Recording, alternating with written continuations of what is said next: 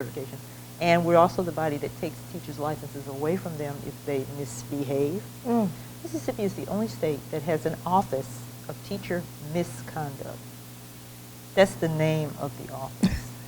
Somebody has that on their business card. I'm the director of the Office of Teacher Misconduct. And they set it up because so many teachers were violating the ethics. Yeah. And I said, y'all could have called that something else, but the licensure commission, we have in Mississippi, it is relatively easy in Mississippi to get a teacher's license taken away for incompetence. But in 10 years on the commission, I never had one district bring a teacher before us and say, this teacher's incompetent, you should take his or her license away. Never did that. Now, they'll bring them in for violating their contract. They'll bring them in for walking out on their contract, sexual misconduct, you know, that kind of stuff. But I have yet to see a district walk in and say, this person cannot teach, you need to take his or her license away. And I know that they're out there. So it's not because they couldn't do it. And they can't even use the, you know, in some places they use the lie, well, you know, the union protects them, but we don't have union protection in Mississippi. But is it because of a shortage? We're a critical shortage area, that's true. And that's what I was hoping to get to in our discussion in the Delta. Because we've been a critical shortage area for almost 30 years, it's like any one body can teach in the Delta. We have something like 5 or 10 alternate route programs in this state. There are people who are fully certified as teachers in the Delta who've only had 3-4 weeks of training before they hit the classroom. Yeah, some with none before they hit the classroom. Was that the emergency teaching? No, there are no more emergency licenses. Those were done away with. So you become a fully licensed teacher. You go without having to take the test? Well, you have to take the test. Under No Child Left Behind, they have to pass the praxis test. Okay. But you don't have to have any actual teaching courses. You don't have to have any student teaching experience. So you're basically sending novices and rookies in to work with, and you're sending them to the most challenging schools and some of the most challenging students. That's who they go to teach. So you end up, Teach for America is the largest of those programs, but there's lots of other ones. There's smaller ones that are all across. The state has its own. We have a summer boot camp where teachers go in for like 6 weeks, 4 weeks, and get trained in just the rudiments of teaching. And they send them out in the fall, and you're in charge of a classroom. Here you go. Well, they told me as long as I pass the test, send it to them, they'll give me a license. All I have to do is As long as you pass the praxis, you meet the federal requirement for being highly qualified. That's all you have to do to be highly qualified is pass the test. And some people can pass the test and can't teach a lick. And there's a whole lot of people that can teach really well that cannot get past that test. The failure rate for black candidates on the praxis is tremendous. And the state superintendent, not the current one, but the interim before she came, raised the cut score for the praxis. And we thought about this. We thought about this on my way out. Each state gets to say what score you have to get on the praxis in order to get a license in that state. ETS, which makes the test, gives you a range. So if you score between, say, 10 and 30 or 10 and 20, you're within the range of a good teacher. It doesn't matter if you're at 19 or 12. If you're in this range, you're the same quality of teacher. But we found out statistically that most of the black teachers are 10 to 15. So wait a minute, say that again. I'm using this as an example. So you got a scale, it goes from 10 to 20. Anybody in that range is an equally qualified teacher. There's no difference in their ability to teach. Camera, right here. You know, I like to talk to the camera. Don't even try it. Okay. They will pick you up, they got you. Okay. The only time we talk to the camera is when I'm closing in and out, or opening and closing the show. I might want to do my thing, no, but okay, I'm all right. I'm okay. I'm okay. You good? I'm all right. All right. Lose this. This look too. Okay. All right, we're ready.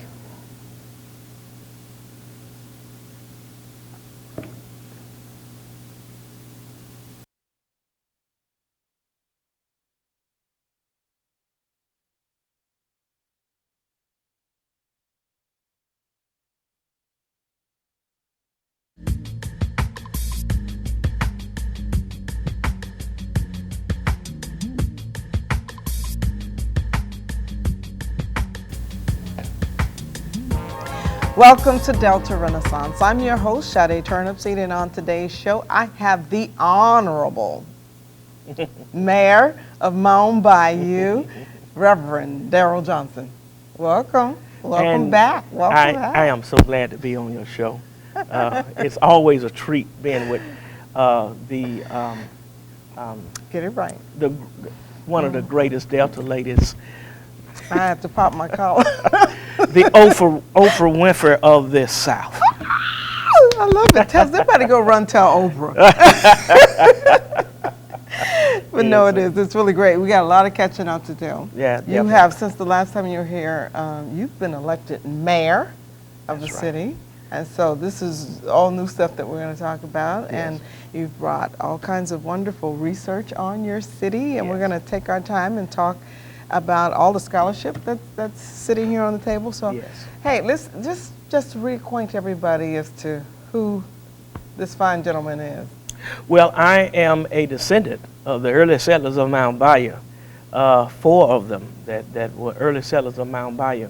And they came into Mound Bayou and founded the town.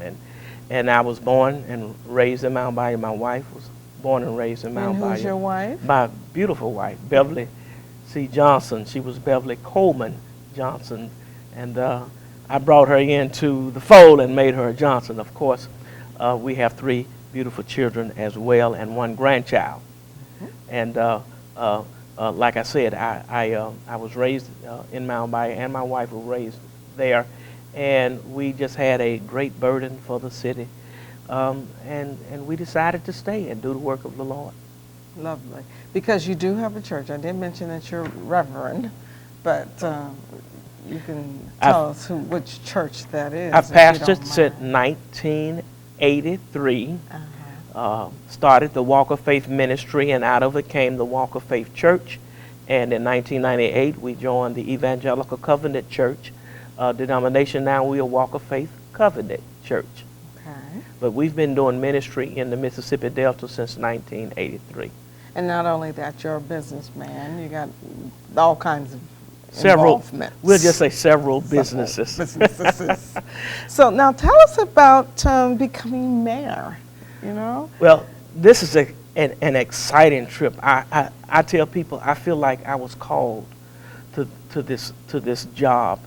It was more so of an urging from the Lord to run this term. Of course, before we had another Johnson, Mayor Johnson, and we were very supportive of them.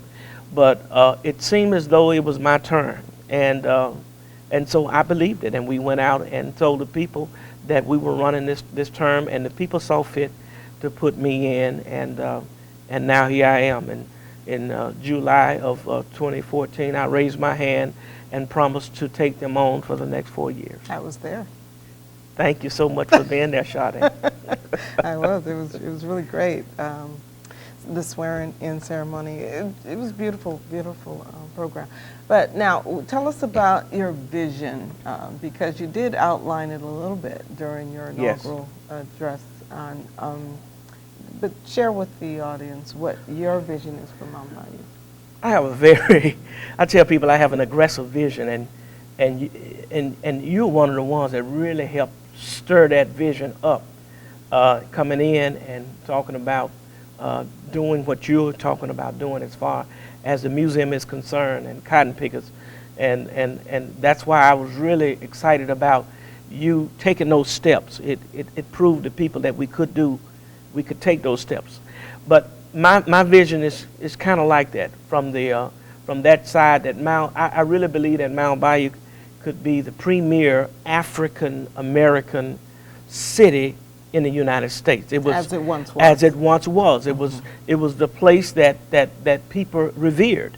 And we had people in the past, such as Booker T. Washington, who spoke into the lives of the people in Mound Bayou, and other Black history greats that were involved with Mound Bayou and the success of Mound Bayou.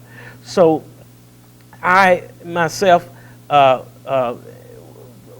pretty excited about that, but yet in that vision, I wanted to see us be able to memorialize. Now, at this time, I believe it's time for memorialization. We need to memorialize what has happened in African American history. That's why I'm excited about the Cotton Pickers Museum, because it is part of that memorialization. What I want to add to that is a campus of museums. We've been in talks with the Black church, and we're looking at a Black church museum that will memorialize the events of the black church coming up through black history. That is a great history. That is a great history as what happened in the black church, how even in tradition, that in the black church there are things that cannot be recognized anywhere else but in the black church. Just like the old Dr. Watts that used to be saying, and people used to sing in code. Some of those things are still in the black church. We want to memorialize that. As well as bring the old church back, show the old church and show how people used to have to come on the plantation and they would raise the windows and they would sing a certain hymn and they knew it was time to come to church. So I want to memorialize that, as well as there were so many inventions that were done and people in the fields and people on the plantations and people that were slaves actually invented things and they didn't get the credit. Right. We want to bring all of those back and show people what blacks did, what African Americans did, and memorialize that and talk about all of these different inventions. And there's some other things that we're looking at. And what we want to do is make Mound Bayou the place to come and see it. I can see us in the future bringing in other organizations and coming in having conventions. They said that the Mississippi Delta is the poorest, one of the poorest places geographically in the United States. It's up there to the top. But when we can do these types of things and bring in commerce through tourism, it'll change what the Mississippi Delta is. We're going to take a break and come back, because on that point, though it is so-called the poorest region in the country, it has the richest culture. We are very and rich. the richest story We to are tell. very So rich. we're going to take a break and come right back and continue this conversation with the Reverend. All right. You get my. Yeah, I love it. I love it.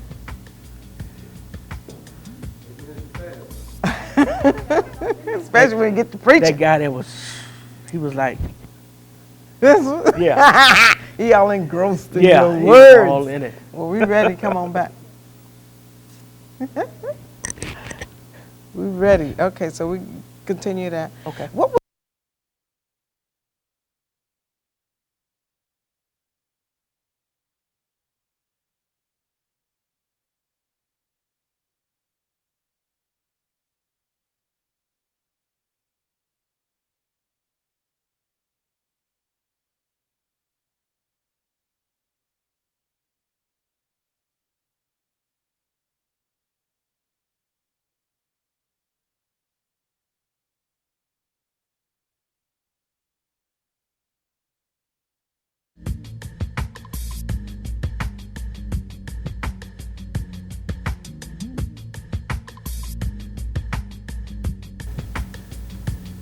Welcome back. I'm in the studio today talking with the Honorable Mayor, Reverend Darryl Johnson.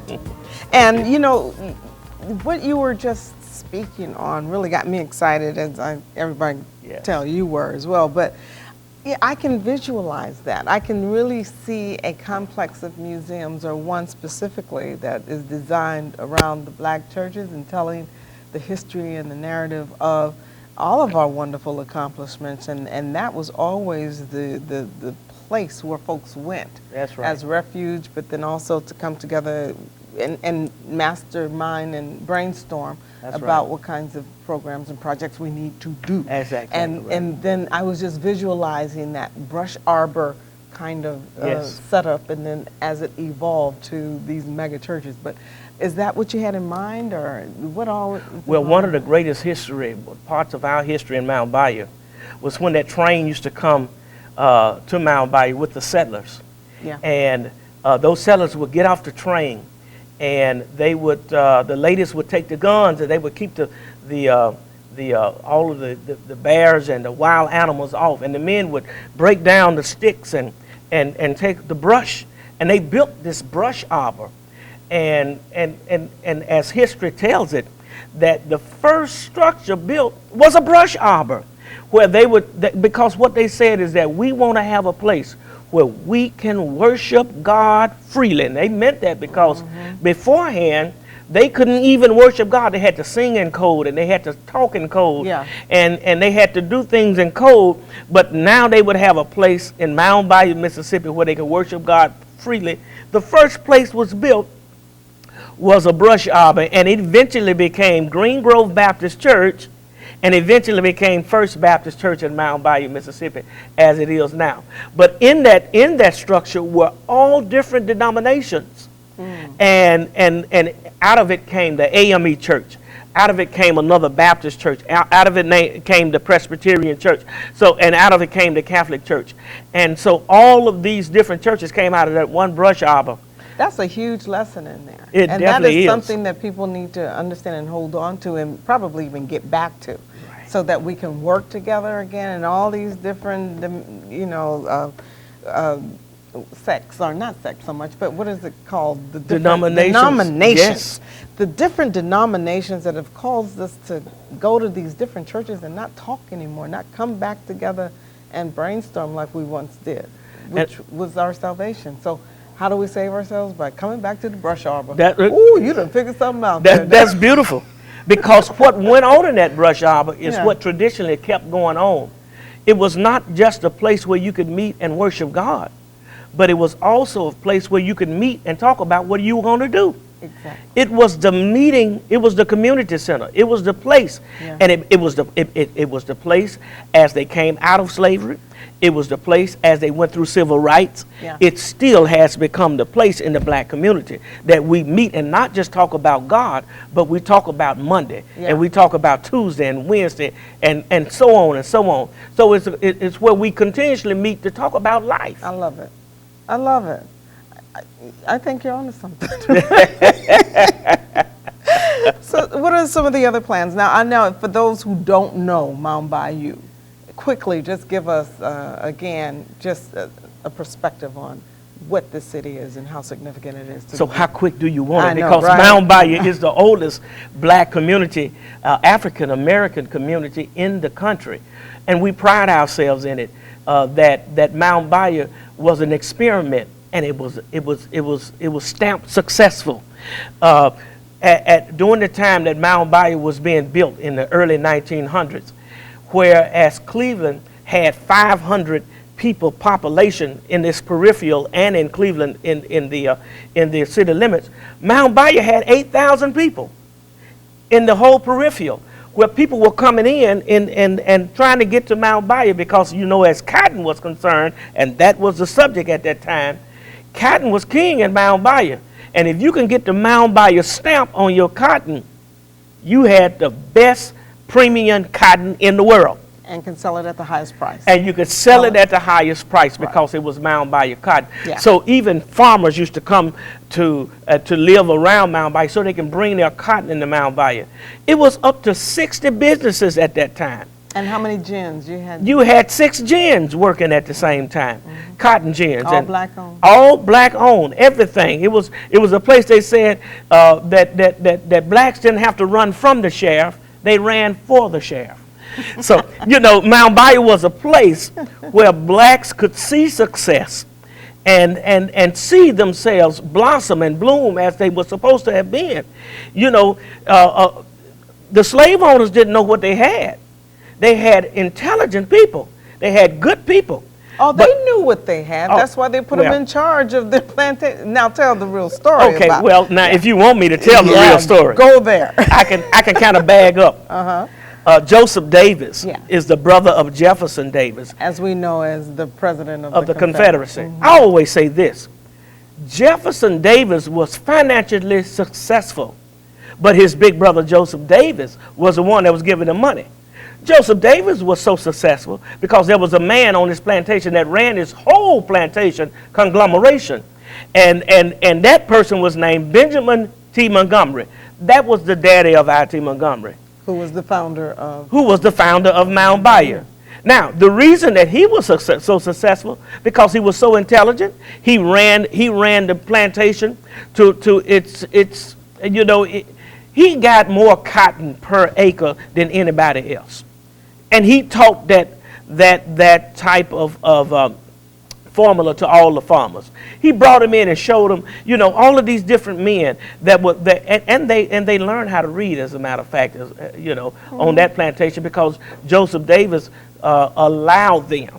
I think he kind of turned his back and let them sit in the law office and law library and read. They would go home. Encouraged them. Yeah, but it was from a old way they call Owenism, and that's the book that he read, Right. and he learned how to have this utopia society. Exactly. And it was encouraged. They weren't, I mean, Joseph Davis was not trying to be racist in the classic Right, sense, exactly. where he was trying to be superior and they were, Exactly. you know, keeping them in an inferior place. He encouraged them to get this knowledge and to take leadership and Exactly. to take on. So we're going to take a break and come back, but I know we got so much to talk about. Darryl, you get me so excited every time you come because this is really great history. This is the stuff that really excites me. And yes, Mound Bayou is one of those places that we should all know about and study. And we got tons and tons of books to talk about in the next segment, so y'all come on back. We get to talk about it. Yeah. That's the book right there. I need to take a history lesson. Oh, Shira, I hear that all the time. All right, so now we're going to spend the next 8 minutes, because it's going to go quick, I'm gonna talk fast. talking about all these books. So Okay. you can pick which one you want to raise up and discuss more at length, but Okay. we can just go there. I'm ready whenever We'll you're put this one up. Okay. Just yeah, I just won't deal with that one. Okay.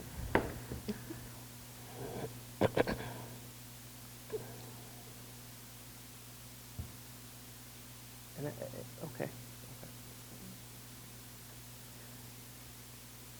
You know I'm all over the place. I can just go wherever you could take me.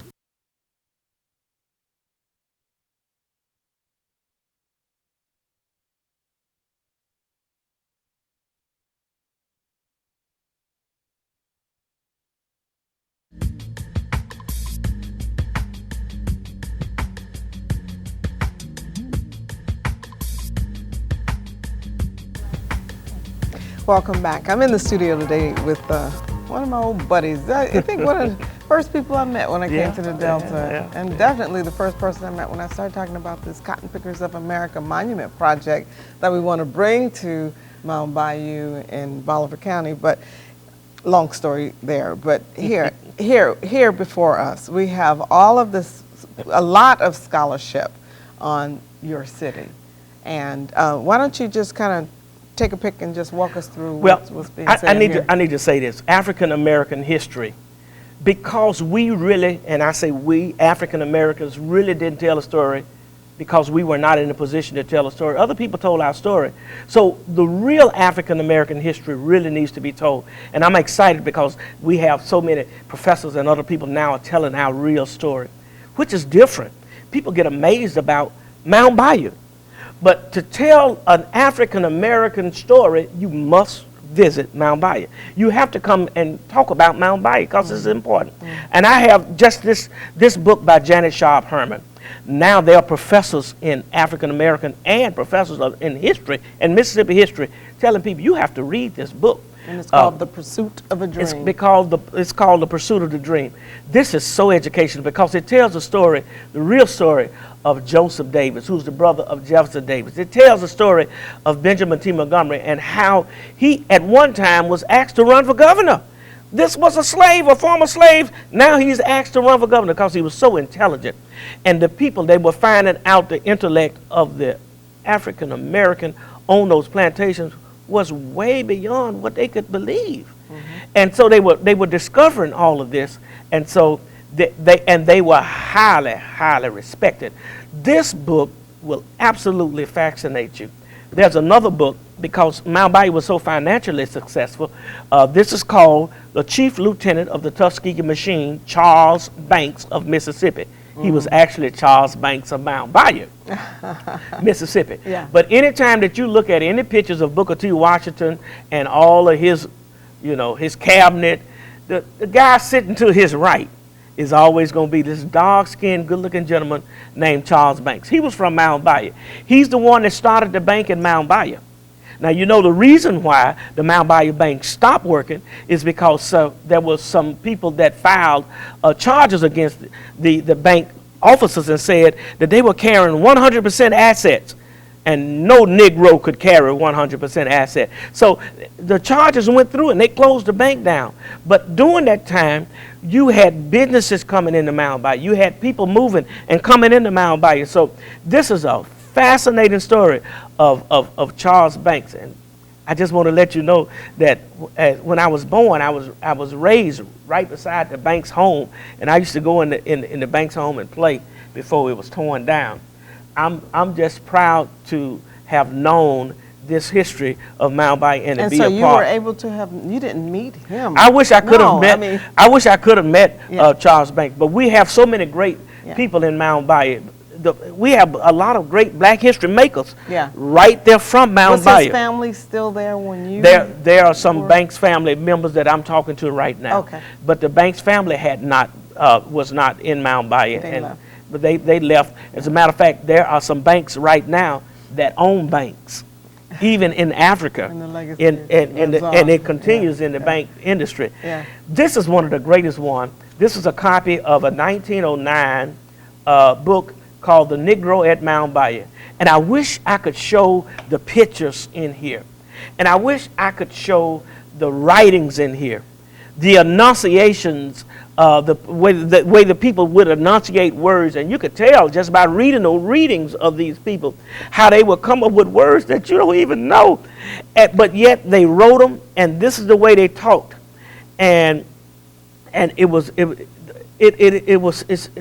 so intellectual to read this type Yeah. of stuff, Yeah. but it talks about the black people of the early 1900s. And it's full of pictures, as you can see.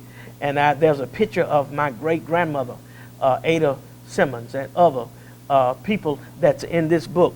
Now, it was printed in 1909, and it's out of print now. It's out of obviously. print. And so this is a copy that I got from the Library of Congress. Oh, my goodness. So it's by A.P. Hood. P. Hood, Exactly. and it's called The Negro at Mound Bayou, Right.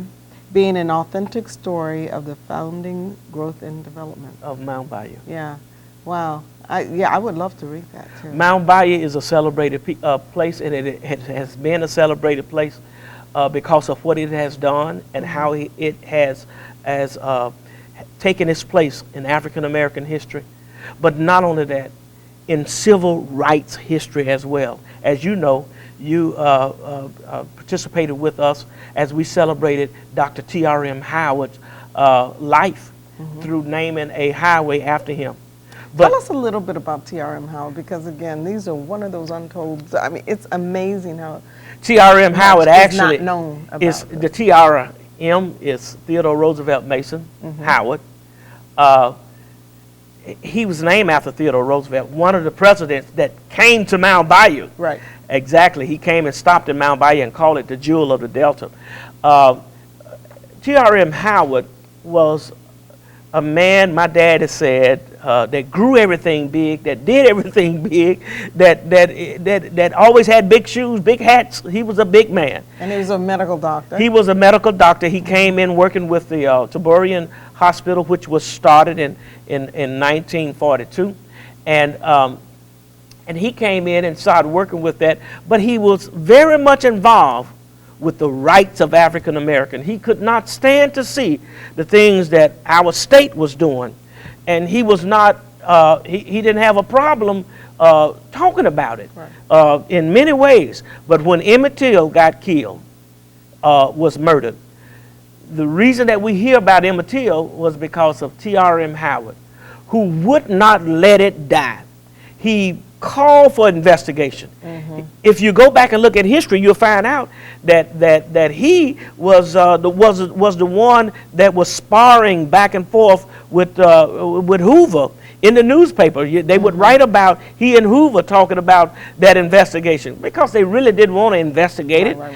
And so There's so much more to talk about, Yes. Darryl, and man, we're out of time already. I'm sorry. But I did want to also mention that T.R.M. Howard was the first person to come in here with a zoo I mean, he came in. That was a zoo in Mound Bayou. Yes, that he brought. And That's I'm right. very proud of that. That's I'm right. proud of the fact that he brought a zoo to That's the Delta. right. But anyway, That's right. there's so much history, so much wonderful, wonderful, rich legacies that still exist there. And I'm proud of you for being about historic preservation and doing the work that you're Yes. doing. And of course, you already know I'm on your team and I'm a fan, and whatever I can do, I will. And I know feelings mutual, but you'll be back again soon, right? We're working together. That's so, right. yes, I'll be back.